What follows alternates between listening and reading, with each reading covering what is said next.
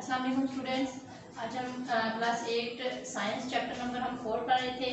Lecture number है 26 और topic है हमारा नाइट्रोजन ऑक्साइड्स। लास्ट हमने पढ़ा था पोल्यूशन के बारे में, एटमॉस्फेयर क्या होता है, पोल्यूशन क्या है, उसकी टाइप्स क्या है। ठीक है, तो आज हम उसके कुछ ऑक्साइड्स देखे थे, सल्फर के ऑक्साइड देखे थे और आज है नाइट्रोजन के जो ऑक्साइड है वो। तो नाइट्रोजन डाइऑक्साइड इसका जो मेन ऑक्साइड है वो यहाँ पे डिस्कस करेंगे। NO2 nitrogen dioxide.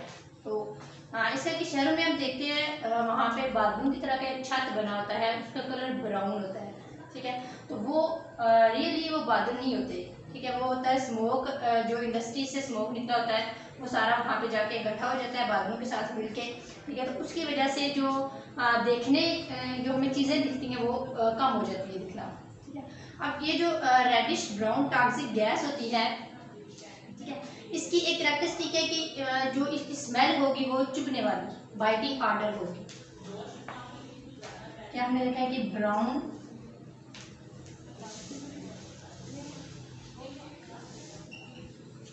हेज डोम बना होता है शहरों में।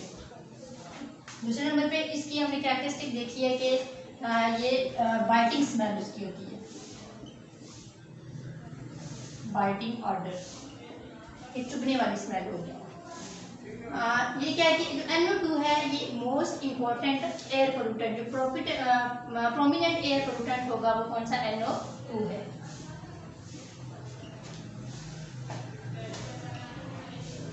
Prominent air pollutant.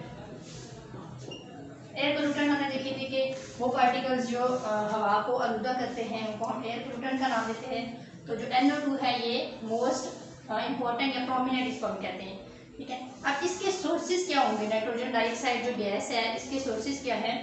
ये उस टाइम प्रोड्यूस होती है जब हम बर्न करते हैं, जलाते हैं कोयले को, ऑयल को और नेचुरल गैस को। किस टेम्परेचर पे, हाई टेम्परेचर पे।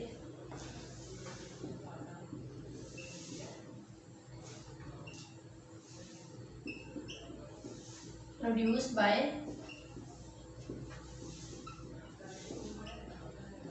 बर्निंग ऑफ कोल,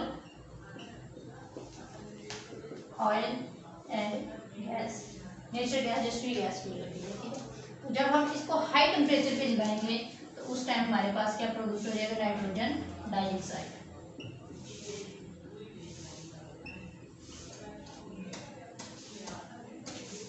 नेक्स्ट इसके इफेक्ट्स हैं कि जो नाइट्रोजन डाइऑक्साइड है ये क्या इफेक्ट्स करती है, क्या इफेक्ट काज करेगी या असर क्या करती है।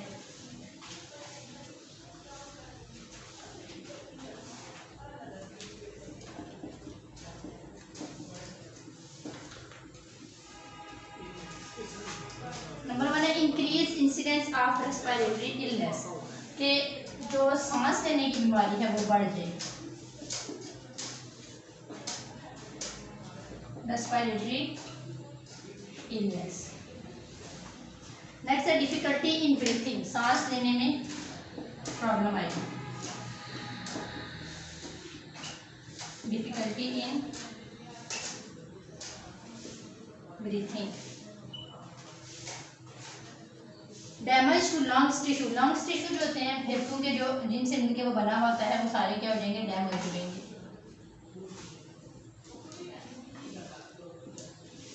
Lungs tissues. Chronic obstructive pulmonary disease, ये वो डिजीज इसमें जो ट्रैकिया है, सांस लेने की जो नाली होती है वो कम हो जाती है।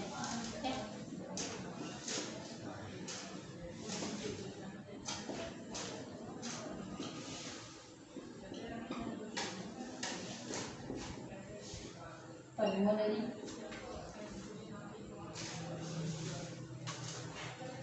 डिजीज ये क्या कर देगी, नैरो ट्रेकिया, सांस लेने की जो नाली होती है वो तंग हो जाएगी। आगे है एम्फीसीमा, ये भी सांस की बीमारी है, दमा जिसमें होता है। पल्मोनरी एडिमा, पल्मोनरी एडिमा है accumulation of excessive fluid in the lungs, के लंग में जो फेफड़े हैं वहाँ पे फ्लूइड जो है वो ज़्यादा इकट्ठा हो जाएगा, वो सारी नालियाँ जो फ्लूइड से भर जाएंगी।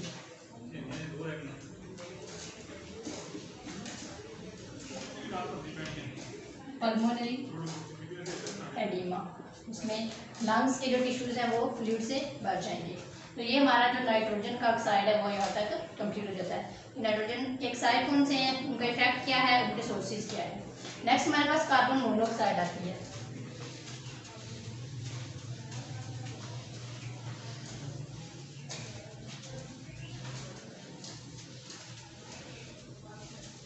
कार्बन मोनोऑक्साइड जो है ये कार्बन का ऑक्साइड होगा,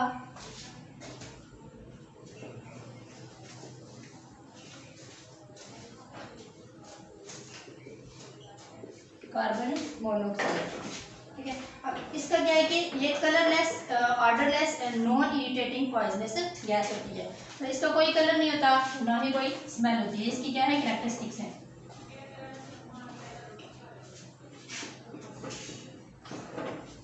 नंबर 1 है कलरलेस, ऑर्डरलेस, इसकी कोई स्मेल नहीं होगी। नाइट्रोजन डाइऑक्साइड का हमने देखा था कि इरिटेटिंग स्मेल उसकी होती है। उसके बाद है non irritating,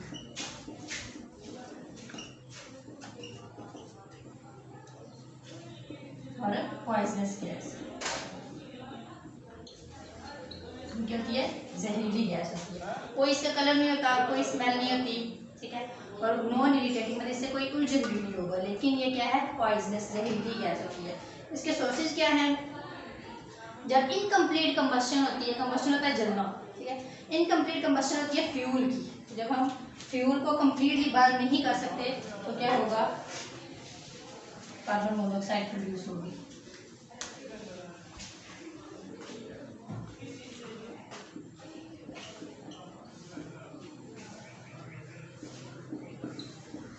incomplete combustion of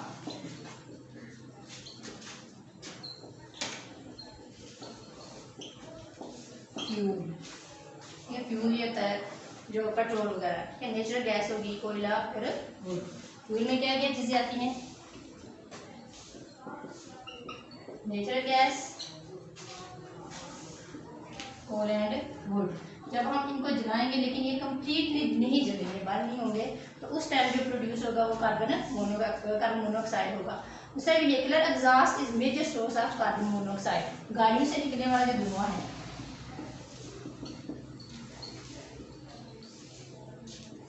exhaust major source होता है इसका। नेक्स्ट हमारे पास इसके इफेक्ट्स आते हैं कि इफेक्ट क्या होगा इसका। हाँ, नंबर 1 है toxicity of central nervous system and heart, कि ये ब्रेन और हार्ट पे जाके इफेक्ट करेगी।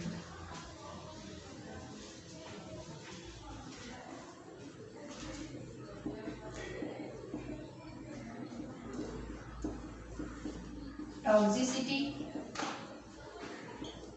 Of central nervous system and heart, दिल और दिमाग को असरअंदाज करती है। Headache, dizziness, nausea and unconsciousness, sir का दर्द होगा, चक्कर होंगे और बेसुकूनी फील होगी इससे।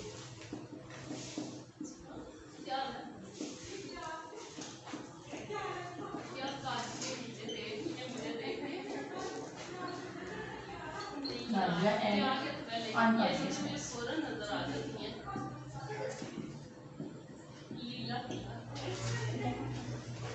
Next loss of vision, vision होती है नजर, ठीक है, लॉस ऑफ विजन, जो नजर है वो कमजोर हो जाएगी। डिक्रीज मस्कुलर कोऑर्डिनेशन, जो मसल्स है वो काम करना छोड़ देंगे।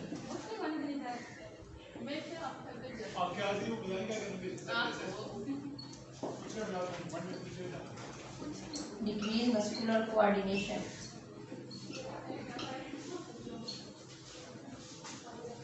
एब्डोमिनल पेन, पेट में दर्द होगा।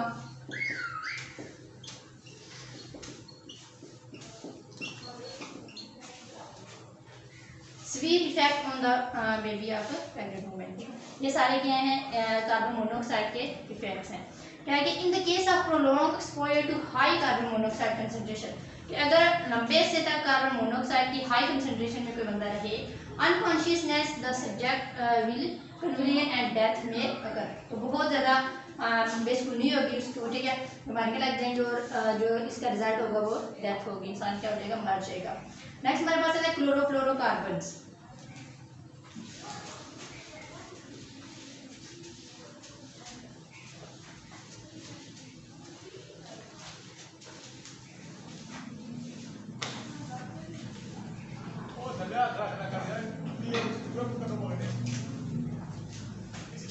CFCs, chlorofluorocarbons. These are non toxic, non reactive chemicals। क्या होते हैं ये? ना जहरीले होते हैं और ना ही रिएक्टिव होते हैं। They are the major cause of breakdown of ozone layer। लेकिन ये क्या करते हैं? ओजोन लेयर को ब्रेक डाउन कर देंगे और जो अल्ट्रा वायलेट रेस होंगी वो अर्थ पे मतलब उस रे से पेनिट्रेट करके अर्थ पे पहुंच जाएंगी। अब इनका सोर्स क्या होगा?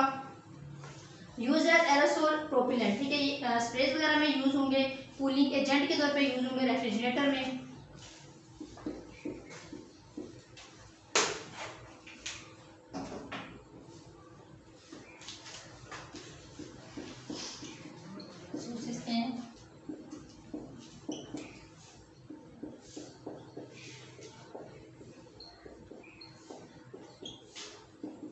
कूलिंग एजेंट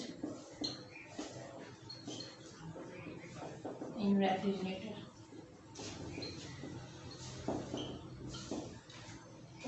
रेफ्रिजरेटर में कूलिंग एजेंट के तौर पे यूज हो रहे हैं। Air conditioner and in foam packing. Air conditioners में यूज होंगे और फोम पैकिंग में।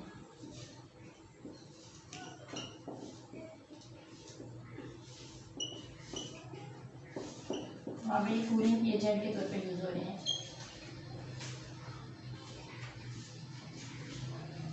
जब ये क्लोरोफ्लोरोकार्बन जो हैं ये एटमॉस्फेयर में रिलीज होंगे तो वहाँ से ये ओजोन लेयर तक पहुँच जाते हैं। ठीक है, यहाँ तक आज का हमारा जो लेक्चर है, ठीक है, अल्लाह हाफिज़।